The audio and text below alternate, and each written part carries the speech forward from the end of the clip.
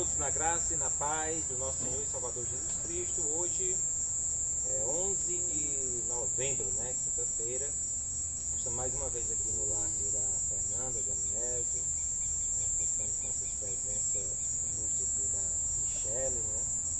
Também está o Wanderlei, né? Sua esposa, né?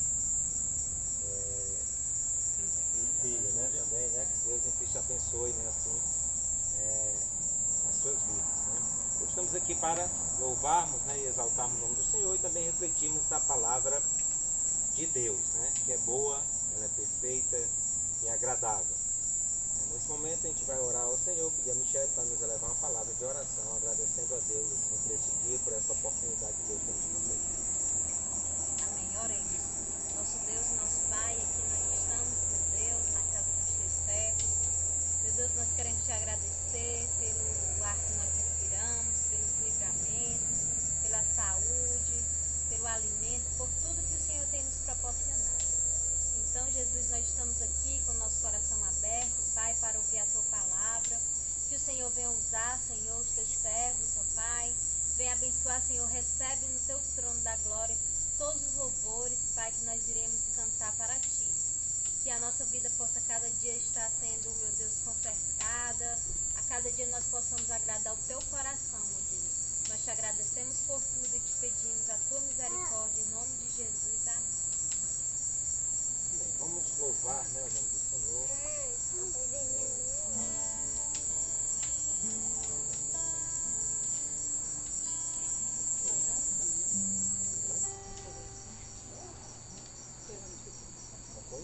Consagração.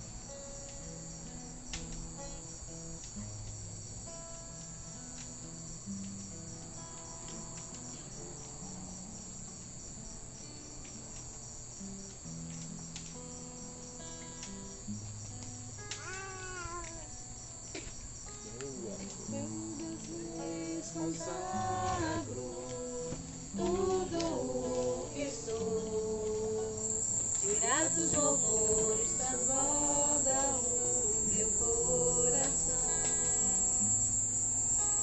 A minha vida eu entrego nas tuas mãos, meu Senhor, pra te exaltar com todo o teu amor. Eu te louvarei conforme a tua justiça e cantarei louvores, pois tu és altíssimo. Celebrarei a ti, ó Deus, com meu viver. Cantarei, contarei as tuas obras.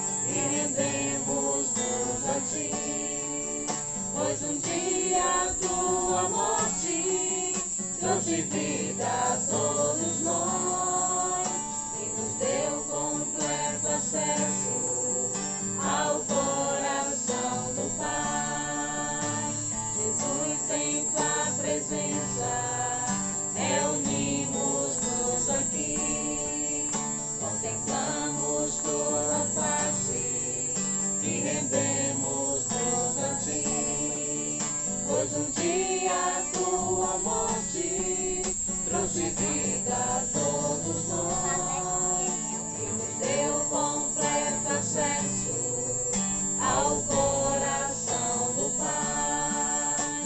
E o véu que separava já não separa mais. A luz que outrora apagada agora brilha e cada dia brilha mais. Só pra te adorar, Senhor, e fazer o teu nome e te dar o louvor que é devido. Estamos nós aqui. Estamos nós aqui. Estamos nós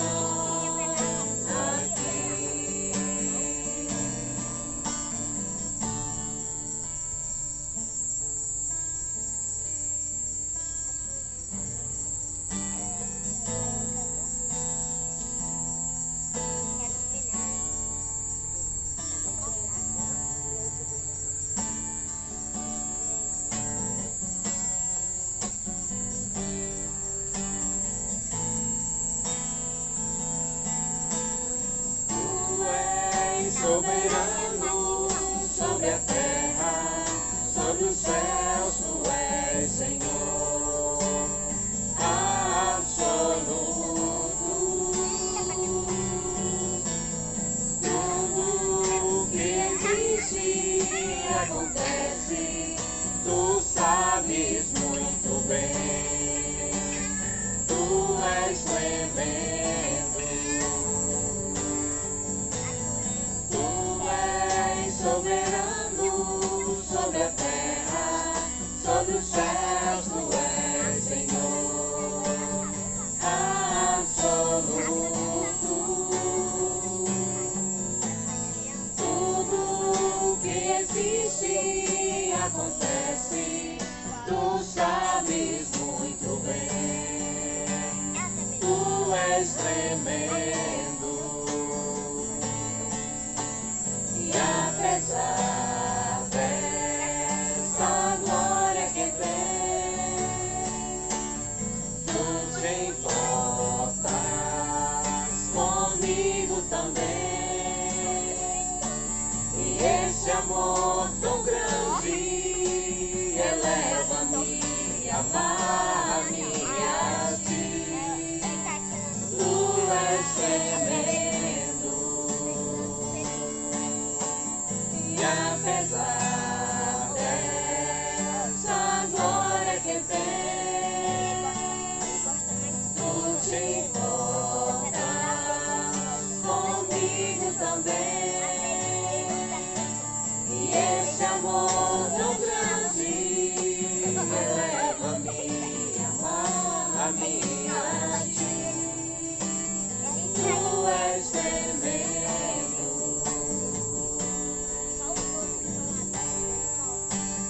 Tu és tremendo.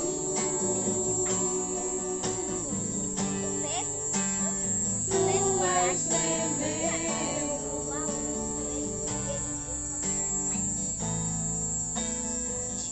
Eu quero magnificar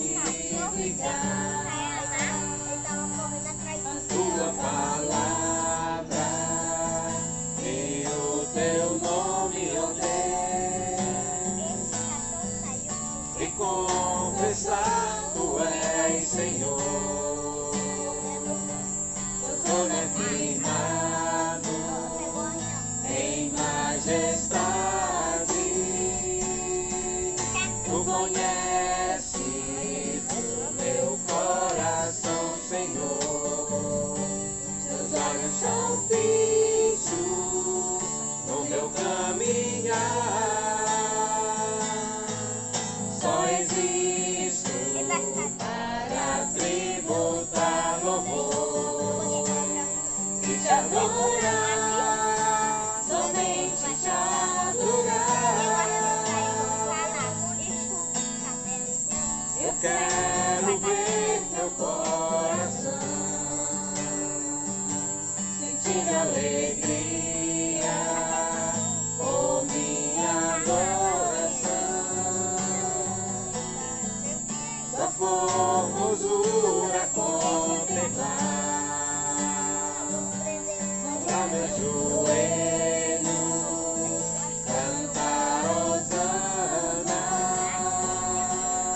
Tu conheces o meu coração, Senhor. Teus olhos são fixos no meu caminhar. Só existo para tributar louvor e te adorar, somente te adorar.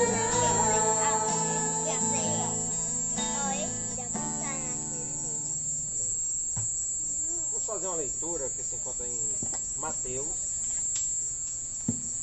Mateus capítulo 9. A gente vai ler do 9 ao 15. E para a Débora fazer essa leitura aí. Mateus 9, capítulo 9. Do 9.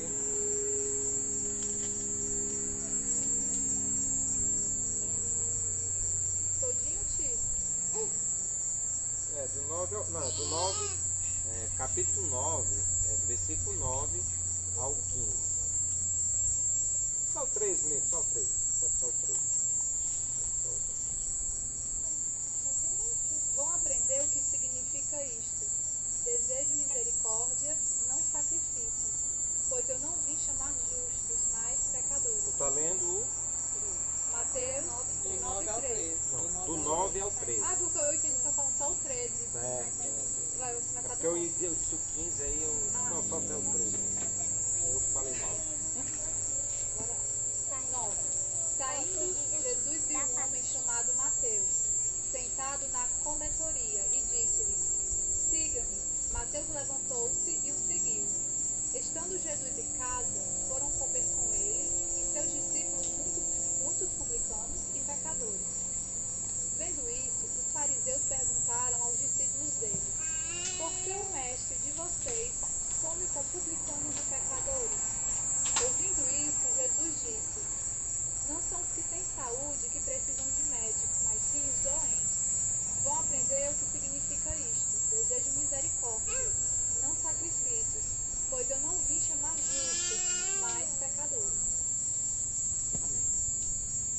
E que a tua Cléber fazer uma oração aqui em relação à meditação. Amém. Grandioso Deus e Pai, como é maravilhoso, ó Deus, ouvir a Tua palavra, Deus, e rogamos nesta noite que a Tua bênção desde o lugar, ó Deus, ela esteja nesta casa que nos recebe nesta noite, ó Deus. E que a Tua palavra, ó Deus, venha de encontro aos nossos corações. E assim, ó Deus, venhamos tomar posse delas, ó Deus, e assim ser edificados. É o que eu te peço em nome de Jesus. Amém. Amém. Hoje está proposto para a gente estar conversando um pouco aqui, falando um pouco sobre o maior projeto para a nossa vida. O maior projeto para a nossa vida. O texto que nós lemos aqui falando sobre o momento que Jesus chama Mateus. Convida Mateus exatamente para segui-lo. Né? Mateus, ele era um publicano. O publicano era cobrador de imposto. E era uma classe de pessoas em que, diante do próprio povo, não era bem vista, né, porque cobrava imposto para o Império Romano, né, e assim as pessoas da própria nação, né, não se sentiam tão bem, né, pagando imposto para outra nação, né, caso estava sendo dominada por outra nação. E quem fazia esse tipo de papel, quem trabalhava exatamente nisso, também não era bom visto pelo povo, pelo fato que também nessa cobrança de imposto, né, havia também desvio de dinheiro, né, para fins individuais, particulares da pessoa. Então não era uma classe de pessoas bem vista, era colocada diante do povo. O povo de Israel era considerado pessoas tanto traidoras da sua própria nação, como também pessoas pecadoras, pessoas em que não tinham uma vida de honestidade, né, diante da sociedade. Então não era uma pessoa assim também bem vista, mas era pessoas de condição financeira, né, que tinham uma condição financeira melhor porque movimentava dinheiro e tudo, e lhe dava exatamente melhores condições. Quando a gente vê também o caso também de Zaqueu, também é outro caso, né, em que Jesus ele vai para a casa de Zaqueu, né, e tal. Mas aqui Mateus, Jesus chega e faz esse chamado a Mateus para seguir, e Mateus obedece exatamente esse convite de Jesus para segui-lo. E Jesus, ele vai lá para a casa de Mateus, né, e está junto lá com outros publicanos, outras pessoas consideradas também pecadoras pela sociedade. E Jesus, ele está lá, né, ceando, né, comendo, bebendo com essas pessoas.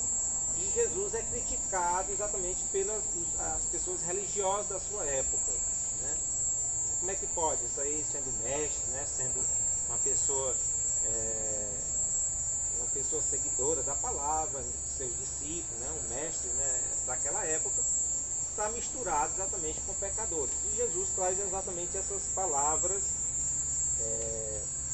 para aquelas pessoas. Primeiro eles dizem que, no versículo 12, eles dizem que ele fala que exatamente quem necessita de médico é exatamente as pessoas que estão doentes. Que estão sãos, não precisam de médico, e sim os que estão doentes.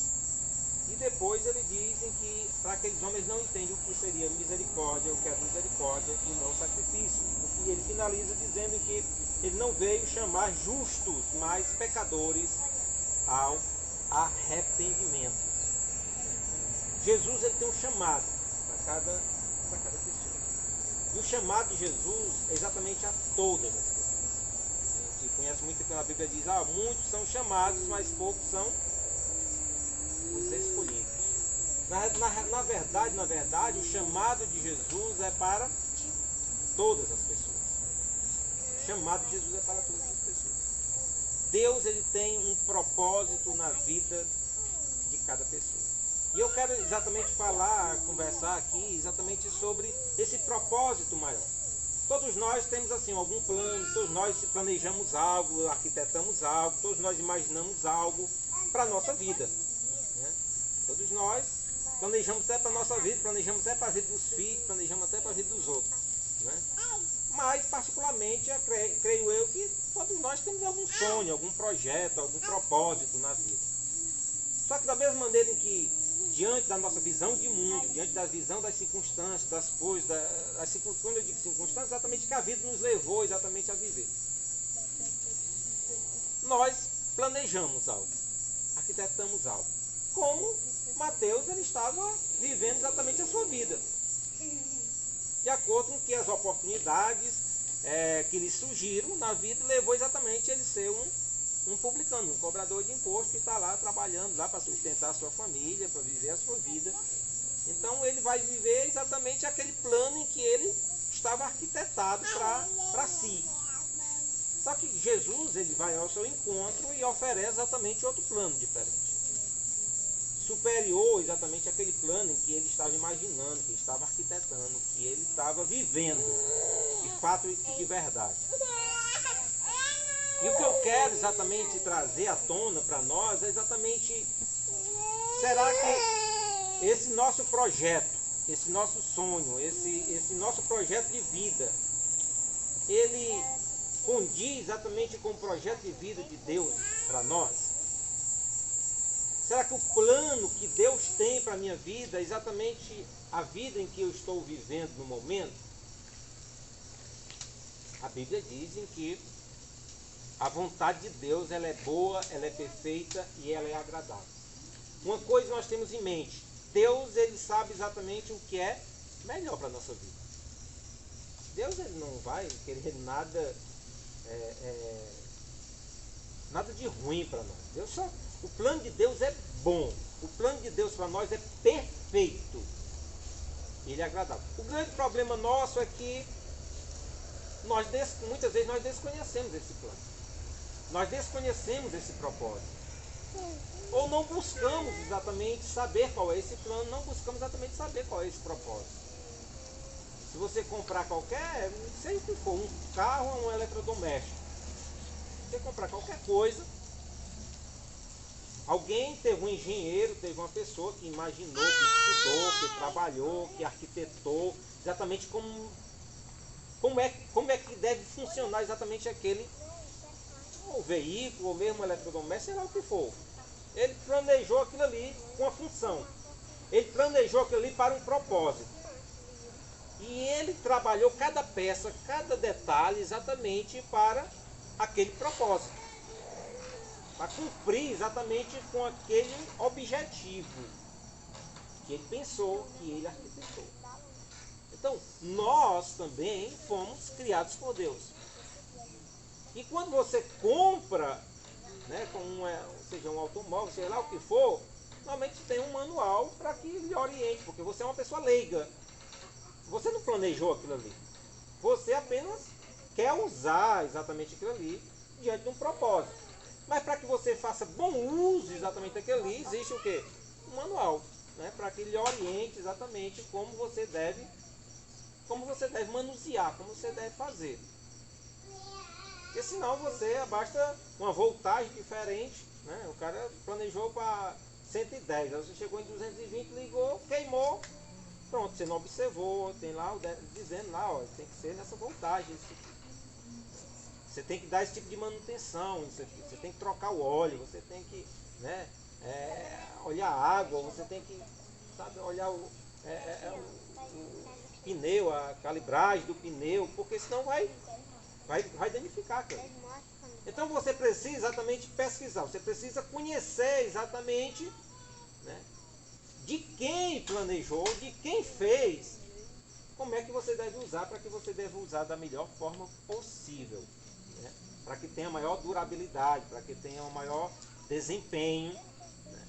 Você precisa olhar exatamente o manual, né, ler o manual para ver exatamente como é que você deve usar.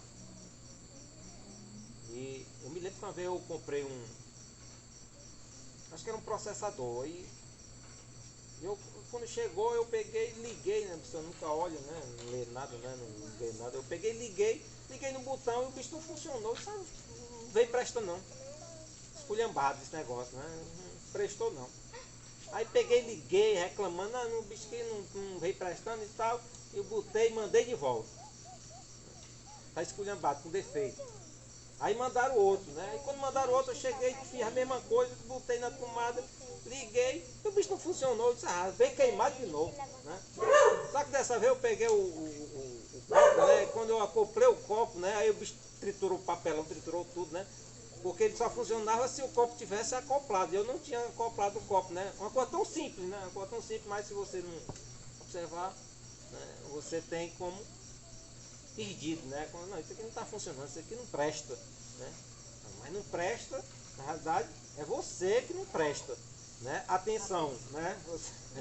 Você que não está prestando atenção como é que funciona, né? Mas a gente, a tendência é dizer assim, não, isso aqui é que não presta, né? Isso aqui não funciona. Mas às vezes é o que? A falta de atenção. Jesus falou sobre isso. Jesus diz, vocês erram por falta de conhecimento. Errais por não conhecer as Escrituras nem o poder de Deus. Então, a Bíblia, na realidade, é o manual de Deus para nós. É a orientação de Deus para nós. É Deus mostrando exatamente como é que deve funcionar a nossa vida. Como nós podemos conhecer exatamente como é que deve funcionar cada engrenagem, onde é que se encaixa cada coisa. A Bíblia exatamente é a orientação de Deus, é o manual de Deus para nós. E só vamos encontrar exatamente os propósitos de Deus, né, quando nós...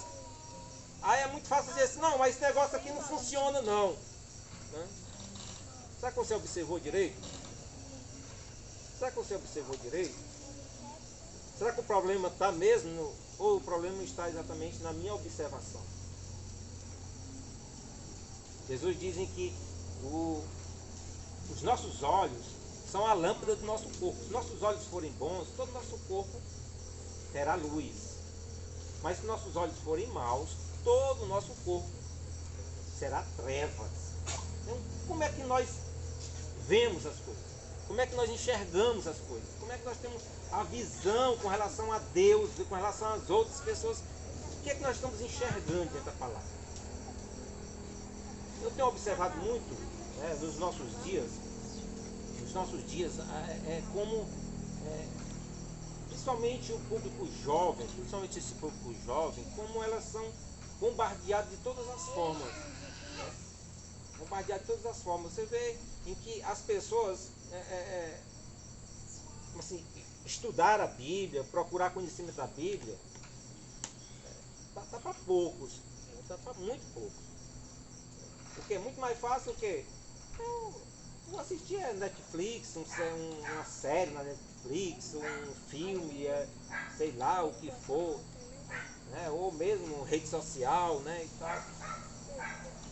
E você observa exatamente como essas coisas elas vão inculcando, colocando mensagens na mente das pessoas, colocando valores nas pessoas. Você vê o nível de prostituição, o nível de promiscuidade em que está envolvido, né, em tudo isso. Como a pessoa, não, isso aí não vale nada, isso é bobagem, isso aí é passado, isso agora é um novo tal, e tal, e vai inculcando. Aquele banho-maria. Aquele banho-maria. Quando você vai ver, né, Jesus deixou muito claro, olha, a lâmpada do corpo são os seus olhos. São os seus olhos. As pessoas têm perdido os valores.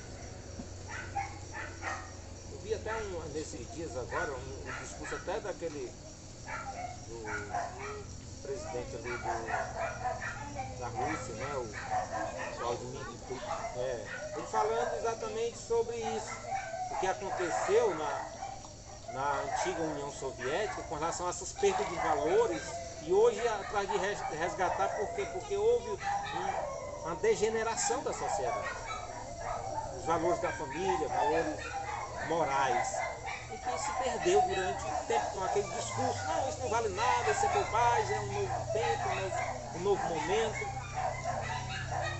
E isso nós precisamos exatamente buscar saber qual é o propósito de Deus. Eu fiz uma pergunta, numa reunião que a gente faz também segunda-feira. E a pergunta é exatamente qual é o propósito de Deus para a sua vida? Qual é o propósito de Deus para a sua vida? Alguém quer falar com relação a isso? Qual a sua visão do propósito de Deus para a sua vida? Porque quando a gente fala de propósito de Deus para a sua vida, isso é muito individual, particular. Porque o chamado de Deus para nós, ele tem algo em comum. Sim, existe algo em comum, existe a glória de Deus, né? Glorificar o nome de Deus, Deus ser louvado, Deus ser engrandecido. Existe esse propósito de salvar vidas, de olhar para o próximo, de amar o próximo, né? Está ligado exatamente o que resume todo o Evangelho, é amar a Deus e amar as pessoas. Mas quando a gente fala o propósito de Deus individual, dentro dessa visão macro, né, existe exatamente em cada indivíduo nosso. Só uma dúvida, o senhor poderia fazer uma distinção entre chamado e propósito, ou são a mesma coisa? Não, quando Deus chama, o chamado de Deus é dentro de um propósito. Deus não, assim, Deus nos chama, Deus nos chamou para seguir, certo? Deus nos chamou para seguir.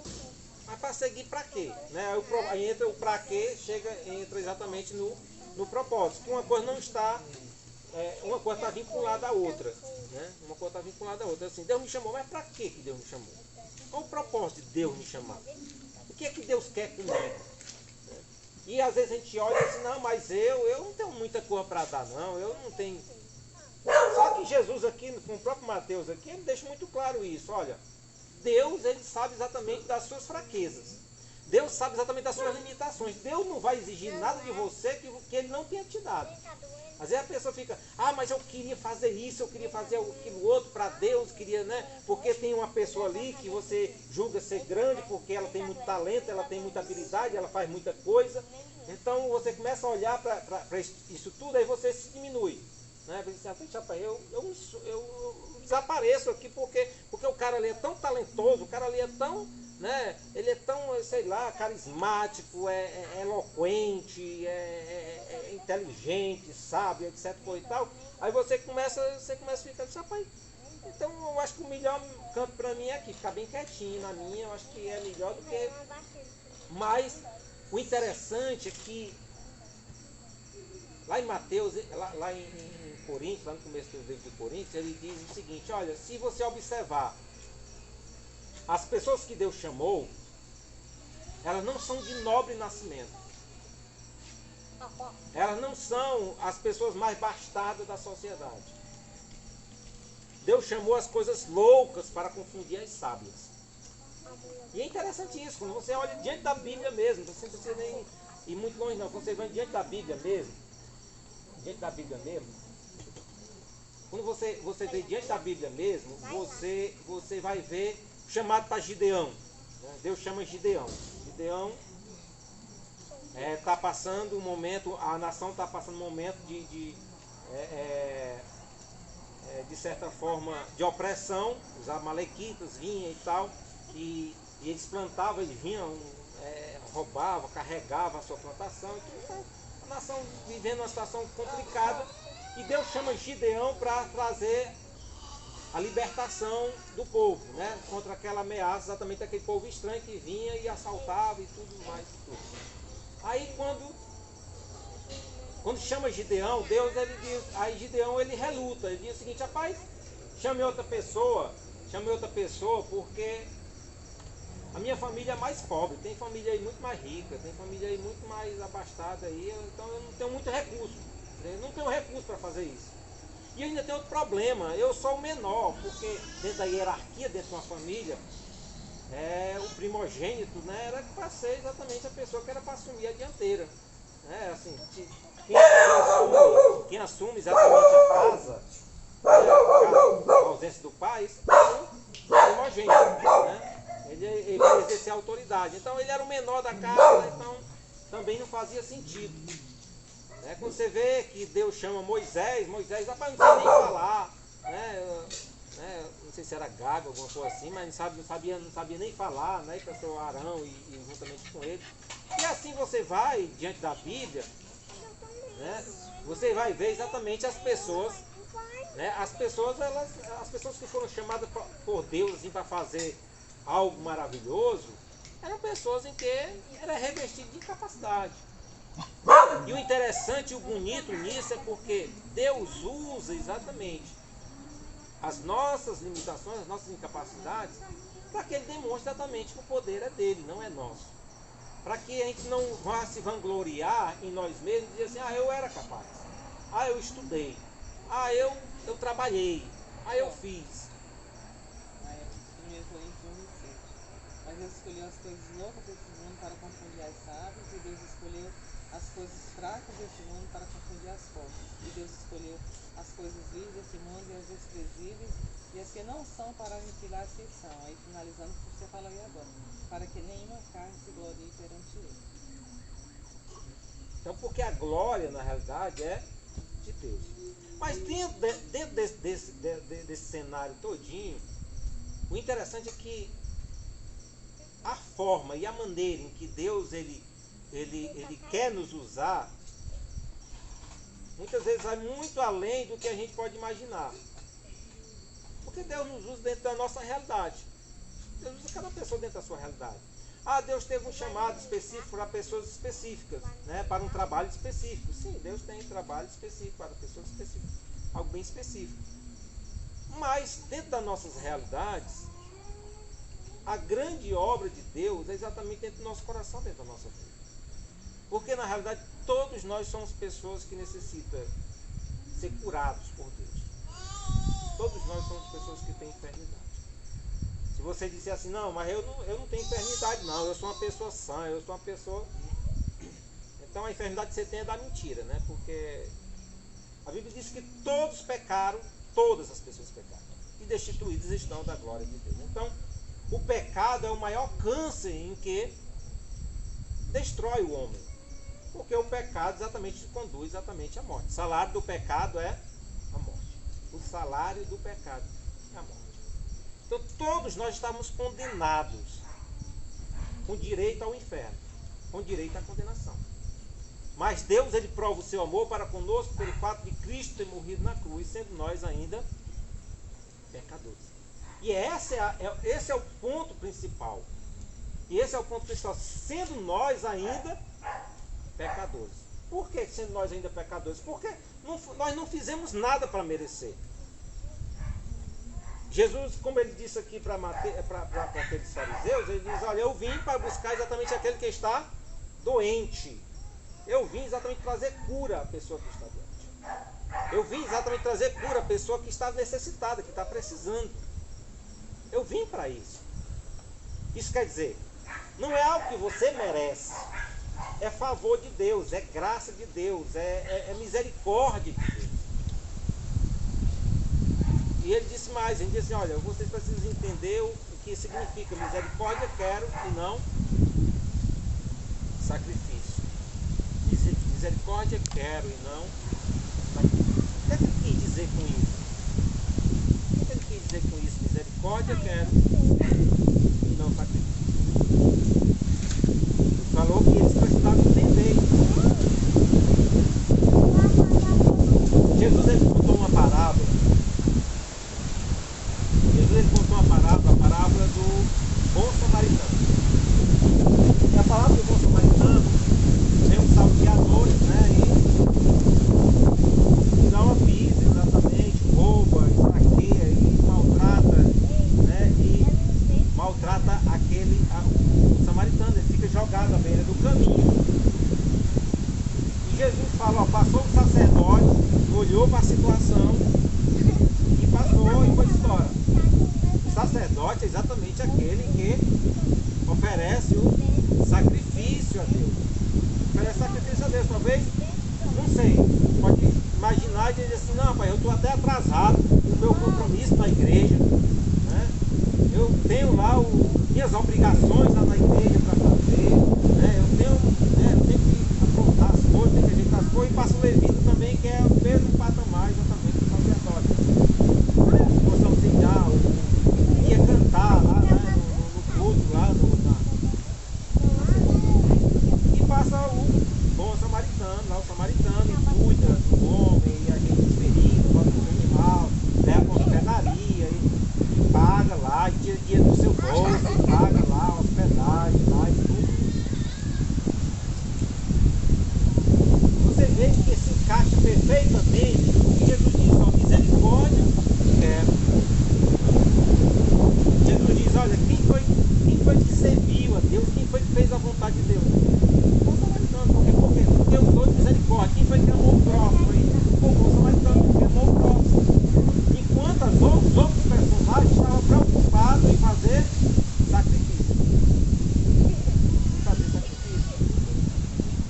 Jesus deixou muito claro, ó, eu vim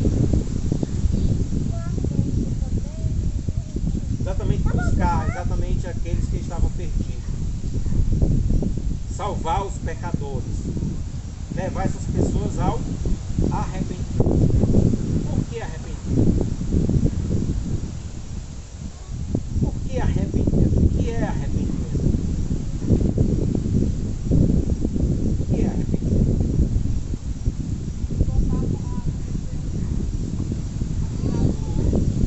Arrependimento é você dar meia volta. Você exatamente está numa direção, vê que aquela direção não vai levar exatamente você para o lugar que você quer, e você vai dar meia volta. Não é isso aí que eu quero.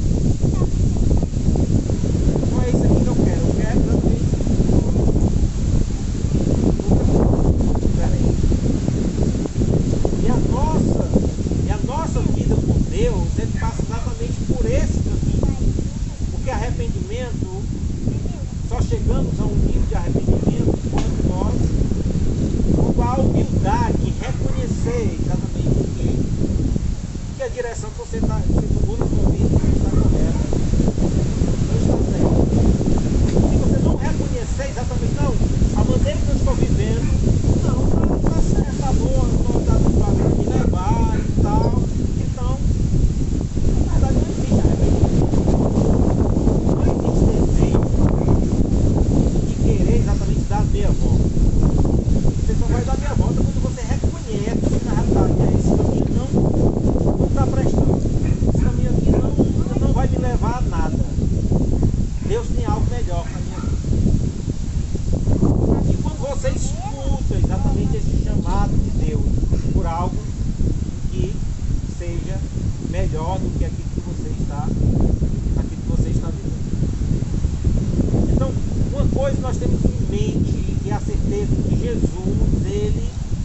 importa exatamente com a nossa dor. Jesus se importa exatamente com o nosso futuro. Jesus se importa exatamente com a nossa vida. E Ele quer exatamente o melhor para nós. Ele veio exatamente com esse propósito, de salvar o pecador. Não é porque você é bom, não é porque você é uma pessoa, sabe, melhor do que as outras, não, de maneira alguma. O chamado de Deus é exatamente para todas as pessoas. E a vontade de Deus é salvar todas as pessoas. Então todos nós somos importantes para Deus. Deus se importa com cada um de nós. Deus se importa com cada um de nós. E Deus, Ele tem exatamente o melhor para nós. Deus, Ele tem reservado o melhor para nós. Agora precisamos exatamente buscar, conhecer exatamente qual é a vontade de Deus. Qual é o propósito de Deus. O que é que Deus quer com a minha vida? Uma coisa nós temos por certo. Deus quer usar a nossa vida para a sua glória. Ele diz, quer você coma, quer você beba, quer você faça qualquer outra coisa. Você deve fazer tudo para a glória. Deus, Ele quer ser glorificado. E quando nós glorificamos a Deus,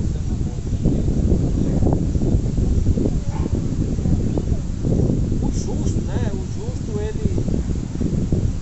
Deus se alegra com a morte do justo. Deus se alegra com a morte do justo. É porque, às vezes, a gente tem uma visão, lamentavelmente, no próprio seio evangélico, tem uma visão muito materialista.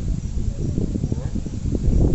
Porque a maioria das pessoas, elas buscam a igreja, a maioria das pessoas, elas buscam exatamente, buscam a Deus, querendo algum benefício para essa vida. Ah, vou buscar a Deus porque eu estou passando por uma doença, então vou buscar a Deus porque eu quero uma cura, ou vou buscar a Deus porque eu estou passando uma situação difícil financeiramente, então eu quero que Deus resolva, então eu vou buscar a Deus para Deus resolver minha situação financeira, aí eu vou buscar a Deus porque eu estou passando por um problema familiar, né, de relacionamento, então eu quero Deus para resolver os problemas aqui dos meus relacionamentos, então, ou qualquer outro problema que você imaginar, então eu vou buscar a Deus porque eu quero que Deus resolva algum problema. E na verdade essas pessoas, elas não querem servir a Deus. Elas querem um Deus em que Ele sirva. Um Deus em que Ele atenda exatamente às suas necessidades, as necessidades do aqui e agora, dessa vida. Só que o propósito de Deus, Deus cura, sim, Deus cura, Deus prospera, sim, Deus prospera, Deus abençoa, sim, Deus abençoa, Deus trabalha os nossos relacionamentos, sim, Deus trabalha os nossos relacionamentos, só que esse não é o propósito de Deus. Deus, Ele quer ser glorificado em tudo isso, sim, Deus quer ser glorificado em tudo isso, mas existe um propósito muito maior. E o propósito maior é exatamente quando as pessoas dizem, para você não tem jeito, chegou o seu fim, não tem mais jeito para você, e você está seguro com Deus, sabendo que essa vida é passageira. Saber que em Deus você tem não apenas um corpo material, mas você tem algo muito que supera todas essas coisas. Onde a Bíblia diz onde não haverá mais choro, não haverá mais tristeza, não haverá mais dor, não haverá mais decepção, não haverá mais nada disso. Em que a vida em que Deus Ele tem para nós, que a Bíblia fala vida abundante, sim, ela se concretiza nessa vida, sim, mas a realidade, a grandeza está na eternidade, não está aqui nessa vida. Porque quando a sua esperança está aqui nessa vida, diz o apóstolo Paulo, em que se a sua esperança estiver nessa vida, você pode ser considerado o mais infeliz de todos os homens. Porque a nossa vida é uma caixa de surpresa. Mais cedo, mais tarde, não se preocupe não, se você está em plena saúde, um dia a sua saúde vai se acabar. É uma questão de tempo, sabe, tem data de validade, tem um momento que vai não dar mais, é porque tem e vai chegar. É finito, o negócio é finito. Ele vai dizer, a sua saúde um dia não vai dar mais. Porque é meus relacionamentos, a minha maior alegria da minha vida é meus relacionamentos, a minha família. A sua família tem data de validade, ela se acaba. Ela vai se embora de um por um, vai se acabando de um por um. Porque a vida é bela, a vida é isso. A vida bela um dia vai se acabar. É uma questão de tempo. Porque eu tenho muita riqueza, a minha felicidade, a minha riqueza, meu dinheiro vai embora e você não leva nenhum tostão, você não leva nada. Nada. Não é nada mesmo. Então, se o nosso coração não estiver firmado em Deus, se o nosso coração não estiver alicerçado em Deus, nada dessa vida, seja você vislumbrar exatamente o sucesso, você vislumbrar exatamente a prosperidade, você vislumbrar exatamente, sei lá, numa família perfeita, num lar perfeito, alguma coisa perfeita, tudo isso ela se fim um dia. Ah, Deus abençoa, sim, Deus abençoa, mas um dia vai se acabar isso aí. E a nossa vida precisa estar firmada em algo que vai muito mais além do que tudo isso. A nossa esperança deve estar em algo muito maior do que tudo isso. O nosso coração, o nosso anseio. Por isso Jesus diz, olha, vocês precisam amar a Deus. Porque amar a Deus não é amar a esposa, não é amar um amigo, não é amar, seja lá o que for. Amar a Deus é aquele em que, sabe, é aquele que preenche todas as coisas, é aquele que sabe todas as coisas, é aquele que, sabe, é o seu pai amoroso, é aquele que cuida da sua vida, é aquele que está com você a todo instante, todo momento, porque não existe grandeza maior do que essa, porque você pode estar passando pelo maior momento, o momento mais difícil da sua vida, como disse o Salmo 23, você pode passar pelo vale da sombra da morte, mas em você saber que Ele está com você, você ainda pode passar pela situação mais difícil da vida, mas você saber que Ele está com você é tudo que você precisa. Não importa se você está na prisão, não importa se você está passando um momento difícil, não importa se você está passando pelo problema, a dificuldade que esteja, o que importa é Deus estar com você. Porque você não precisa de mais nada, porque senão a presença de Deus. Amém? Nesse momento eu já quero agradecer já a todas as pessoas que estiveram conosco, né, nessa noite, e convidar você para estar participando, né, dos trabalhos. Nós fazemos parte da Igreja Batista de Xeramobim. Os trabalhos são feitos na igreja, né, aos domingos, né, às 9 horas temos a escola dominical ali na Castelo Branco, e às 18 horas temos culto de celebração. Sábado, né, nós temos culto lá na Parada 1000 às 18 horas. Você que mora aí na região ali, na cidade da Parada 1000, né? Todos os sábados às 18 horas também tem celebração lá. E lá na Edmilson Correia, né? Na Edmilson Correia também às 7 horas temos também celebração também, ali na Edmilson Correia. Na sexta-feira às 7 horas temos culto também lá no Logrador, né? Lá no Logrador às 7 horas temos culto no Logrador. E quarta-feira temos culto na Castelo Branco, né? Na Castelo Branco às 7 horas também, culto de oração e de ensinamento da palavra de Deus. E no domingo também lá na Coab, também temos uma congregação na Coab, às 7 horas temos culto, e às 8h30 temos a escola bíblica dominical.